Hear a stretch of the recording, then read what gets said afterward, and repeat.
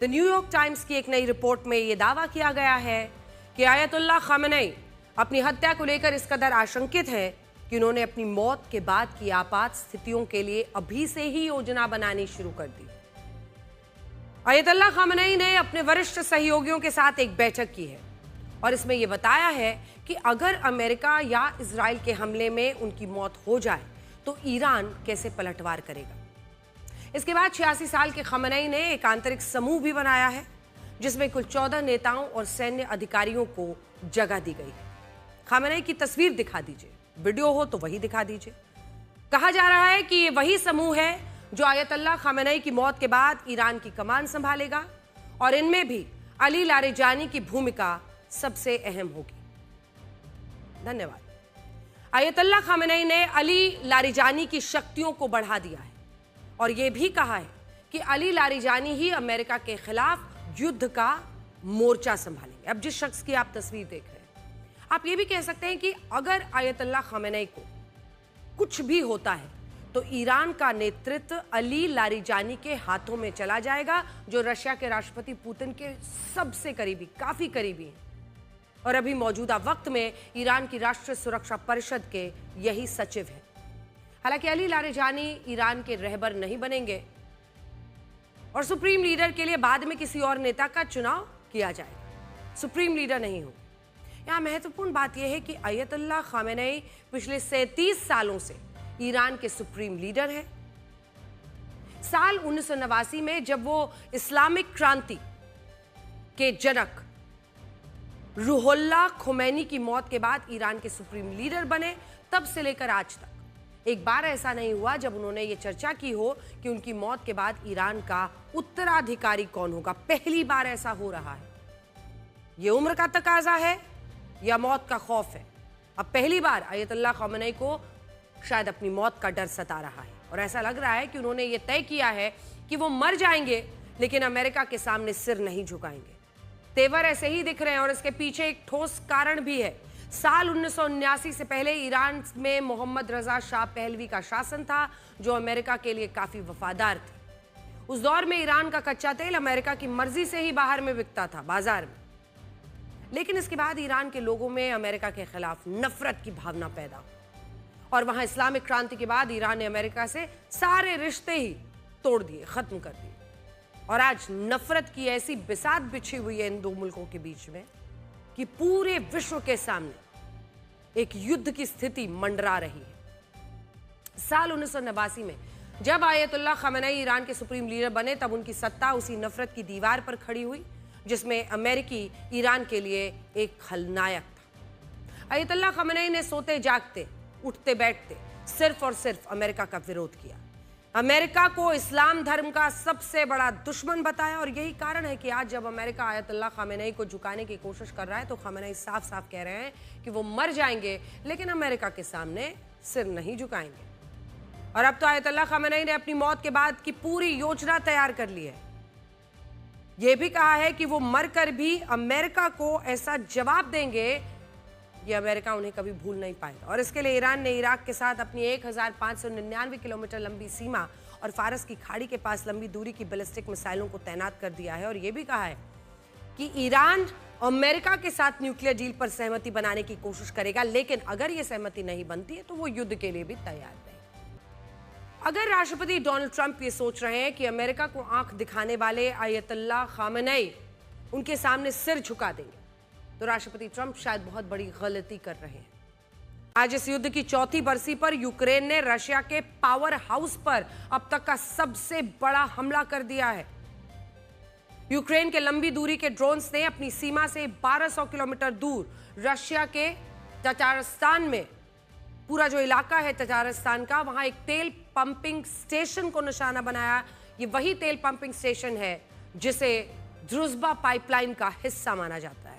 ये वही पाइपलाइन है जिससे साल 2022 से पहले तक रशिया यूरोप के सभी देशों को कच्चे तेल की सप्लाई करता था। 22 में युद्ध के बाद से अब यूरोप के कई देशों ने तो तेल लेना बंद कर दिया रशिया से, लेकिन इससे पहले 2022 तक रशिया यूरोप के सभी देशों को कच्चा तेल की सप्लाई इसी से करता था।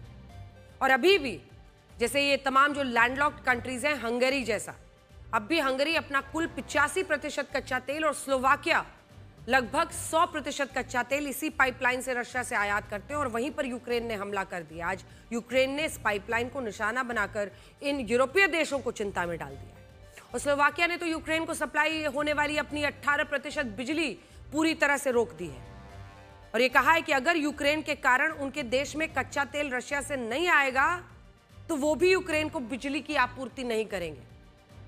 आप समझ रहे हैं ये क्या हो रहा है? क्योंकि ये वो दो ऐसे देश हैं, हंगरी और स्लोवाकिया, जहां से उनको तेल रशिया से ही लेना पड़ता है। उनके लिए और कोई रूट मुमकिन ही नहीं है। इससे आप ये समझ सकते हैं कि आज इस युद्ध को 4 साल पूरे होने के बाद यूक्रेन ने रशिया पर जो हमला किया, वो हमला कच्चे तेल के अंतर्राष्ट्रीय बाजार को किस कदर अस्थिर कर सकता है और इससे ये युद्ध भी एक नए चरण में जा सकता है। आप खुद इन तस्वीरों को देखिए कि जब अमेरिका और ईरान युद्ध के दरवाजे पर खड़े हैं, तब रशिया और यूक्रेन के युद्ध ने कैसे गंभीर रूप ले लिया है। आज एक तरफ युद्ध की आहट है, दूसरी तरफ टैरिफ ने भी पूरी दुनिया में अनिश्चितता का माहौल पैदा किया हुआ है। पिछले हफ्ते अमेरिका की सुप्रीम कोर्ट ने राष्ट्रपति ट्रंप के रेसिप्रोकल टैरिफ को गैर कानूनी बताते हुए रद्द कर दिया था, जिसके बाद अमेरिकी राष्ट्रपति ट्रंप ने इस फैसले की आलोचना की थी और यह भी कहा था कि वो अगले 150 दिनों के लिए सभी देशों पर 15% अतिरिक्त टैरिफ लागू कर रहे। उस वक्त राष्ट्रपति ट्रंप के इस ऐलान पर विवाद हुआ और ये सवाल भी उठे कि क्या वो सुप्रीम कोर्ट के फैसले के बावजूद इस 15% अतिरिक्त टैरिफ को लागू कर सकते हैं और क्या ये कानूनी रूप से सही होगा। इन्हीं विवादों और संशय के बीच आज US customs and border protection ने एक नए टैरिफ लगाने का नोटिफिकेशन जारी किया है और हैरानी की बात यह है कि इस नए नोटिफिकेशन में 15% की जगह 10% अतिरिक्त टैरिफ लगाने का जिक्र है और इस नोटिफिकेशन ने कई देशों को कंफ्यूज कर दिया है। उन्हें समझ नहीं आ रहा है कि अब उन पर 15% टैरिफ लगेगा या 10% टैरिफ लगेगा। हालांकि कुछ रिपोर्ट्स में ऐसा बताया गया है कि फिलहाल अमेरिका 10% ही टैरिफ लगा रहा है, जो पुराने टैरिफ के साथ लागू होगा। उदाहरण के लिए भारत पर जब 25% का रेसिप्रोकल टैरिफ लागू हुआ, तब उससे पहले तक हम पर सिर्फ 3% का टैरिफ लगता था। अब सुप्रीम कोर्ट के फैसले के बाद हुआ यह कि 25% का रेसिप्रोकल टैरिफ तो रद्द हो गया।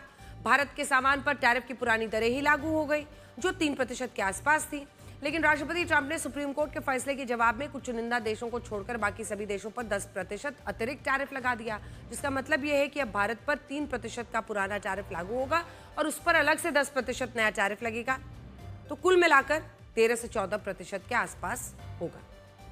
इनमें भी भारत का 40% सामान और दवाइयां ऐसी हैं जिन पर कोई टैरिफ नहीं लगता और ऐसे में आप कह सकते हैं कि सुप्रीम कोर्ट के फैसले के बाद रेसिप्रोकल टैरिफ की दरें कम हुई और अभी कुछ देशों को छोड़कर बाकी सभी देशों पर जो पुराना टैरिफ है उसी की दरों को और उस पर अतिरिक्त एक एडिशनल 10% टैरिफ लग रहा है।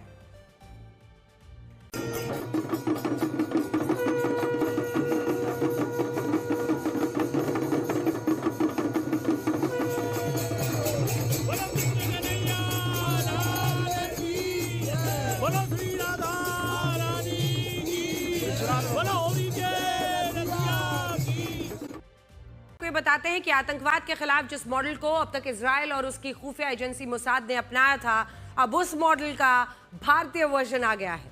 भारत ने पहली बार आतंकवाद के खिलाफ अपनी राष्ट्रीय नीति का ऐलान किया है और इसका नाम है प्रहार।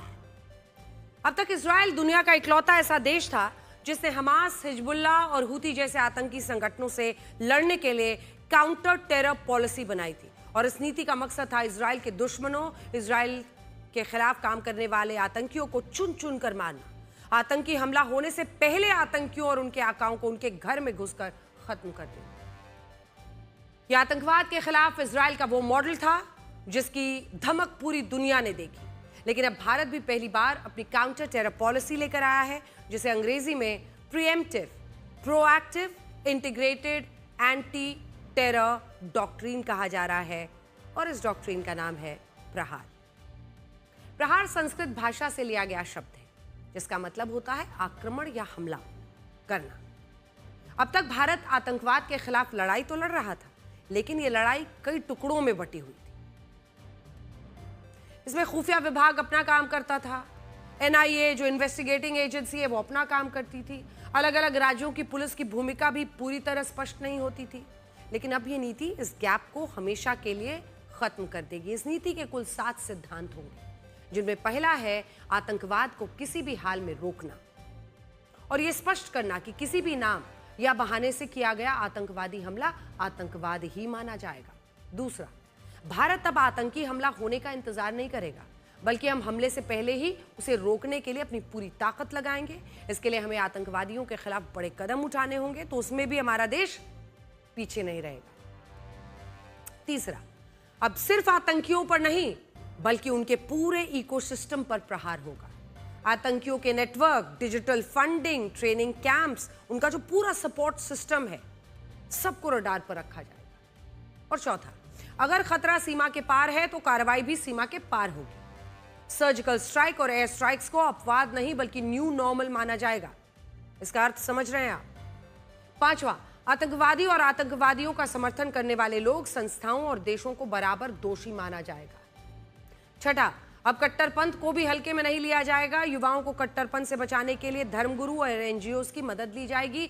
जेलों में भी कट्टरपंथ को रोकने के लिए कड़े कदम उठाए जाएंगे और जो कोई भी कट्टरपंथ को बढ़ावा देगा उसके खिलाफ सख्त से सख्त कार्रवाई होगी। सातवां, अब आतंकवाद के कानूनी मामलों में तारीख पर तारीख वाली परंपरा को बदला जाएगा। इसके लिए कड़े कानून, कम से कम समय में जांच, टेरर फंडिंग पर अंकुश, टेक्नोलॉजी की मदद से निगरानी, ये सब किया जाएगा। और सबसे बड़ी बात यह है कि अब भारत वैश्विक मंचों पर आतंकवाद के खिलाफ कार्रवाई के लिए ठोस सबूत तैयार करेगा। और अब हम आतंकवाद को अच्छे आतंकवाद और बुरे आतंकवाद के रूप में स्वीकार नहीं करेंगे। जो भी देश इस नीति पर चलेगा उससे सवाल पूछेंगे। हमारा एक ही मकसद होगा और वो है आतंकवाद को रोकना, उसे खत्म करना, कट्टरपंथ की दुकानों पर ताला लगा देना। भारत के पहले chief of defence staff general Bipin Rawat ने कहा था कि भारत की लड़ाई 2.5 मोर्चों पर है, जिनमें एक मोर्चे पर पाकिस्तान है, दूसरे मोर्चे पर चाइना है और आधा मोर्चा भारत में उन लोगों का है जो भारत के दुश्मन हैं, भारत में ही रहते हैं। और अब इस राष्ट्रीय नीति की मदद से हम आतंकवाद और भारत के खिलाफ इस हाफ फ्रंट पर बहुत बड़ा प्रहार करने वाले। खबर नैतिक रूप से कमजोर हो रहे परिवारों से जुड़ी है। भारत श्रवण कुमार का देश है, जिसने कावड़ पर अपने दृष्टिबाधित माता पिता को बैठाकर तीर्थ यात्रा करवाई थी। श्रवण कुमार को माता पिता की सेवा करने वाले आदर्श बेटे के तौर पर माना जाता है, लेकिन त्रेता युग में श्रवण कुमार जैसे पुत्र हुआ करते होंगे। आज का सच यह है कि कलयुग में अक्षत प्रताप सिंह जैसे बेटे हैं, जिसको अपने पिता की डांट से इतना गुस्सा आया कि उसने उन्हें गोली मार दी। और यही नहीं, इसके बाद उसने बचने का एक ऐसा प्लान बनाया जिसके खुलासे ने पूरे समाज को झकझोर दिया। क्या आपको ये नीला ड्रम याद है?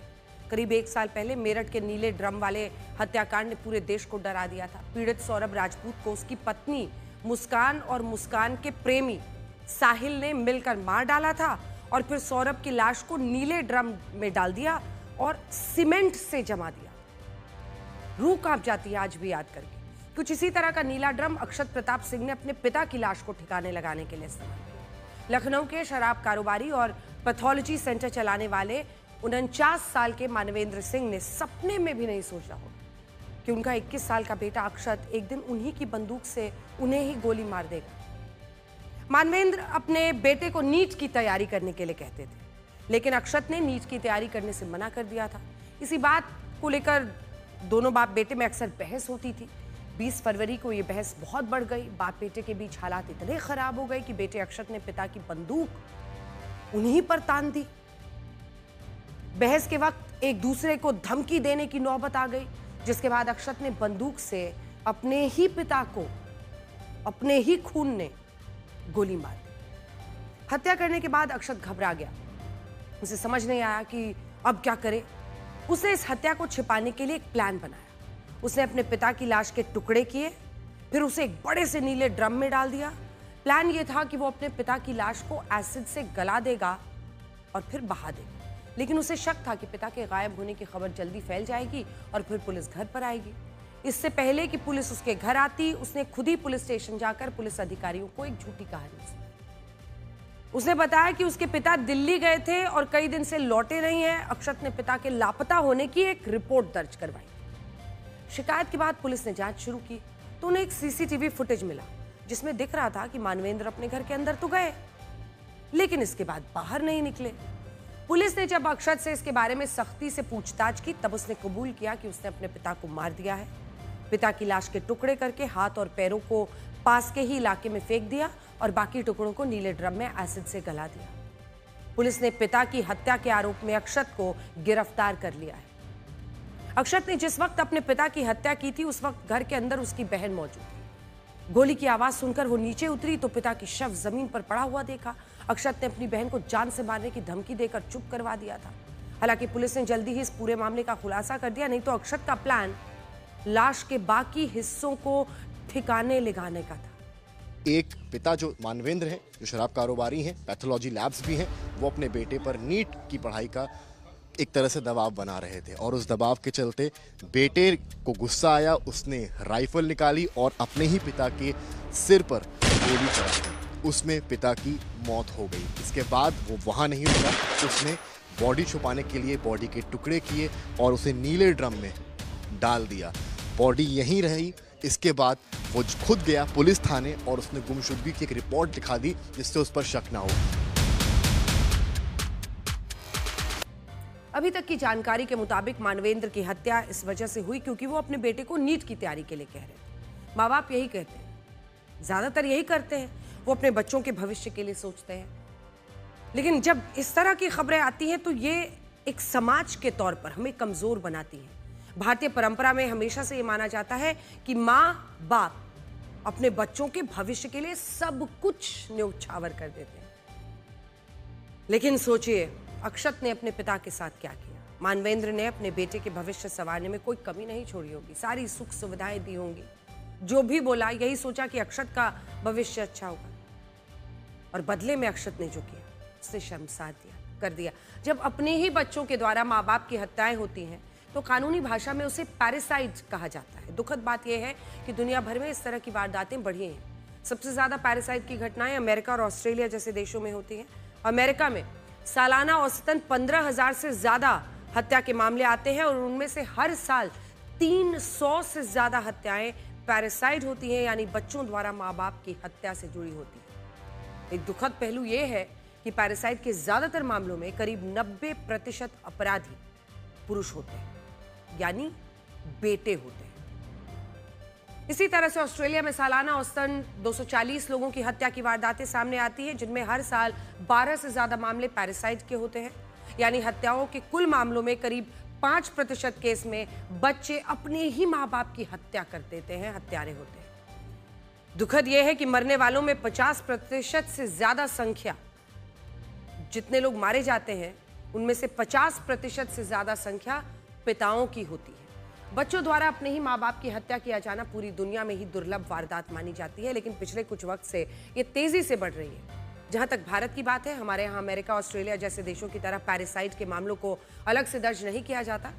इसी वजह से इसका डेटा उपलब्ध नहीं हो पाता है। लेकिन पिछले वर्ष की कुछ वारदात हम आपको बताना चाहते हैं जो हमारी स्थिति बताने के लिए काफी है। देखिए, जून 2025 दिल्ली के पहाड़गंज में झगड़ों की वजह से परेशान एक बेटे ने पिता को पत्थर से पीट पीट कर मार डाला। अगस्त 2025 हरियाणा के सोनीपत में एक नाबालिग बेटी ने अपनी प्रेमी और दोस्त के साथ मिलकर पिता की हत्या करवा दी। वजह यह थी कि पिता बेटी की शादी प्रेमी से नहीं करवाना चाह रहे। अगस्त में उत्तर प्रदेश के प्रतापगढ़ में एक बेटे ने अपने पिता की सोते वक्त नींद में ही हत्या कर दी थी। वजह यह थी कि पिता अपने बेटे को पैसा कमाने, नौकरी करने के लिए कहता था और वो निकम्मा घर पे बैठा रहता था। सितंबर 2025 नोएडा के सेक्टर 73 में एक 19 साल के लड़के ने अपने पिता को जान से मार दिया। वो अपने पिता के घर उसके नाम करने का दबाव बना रहा था।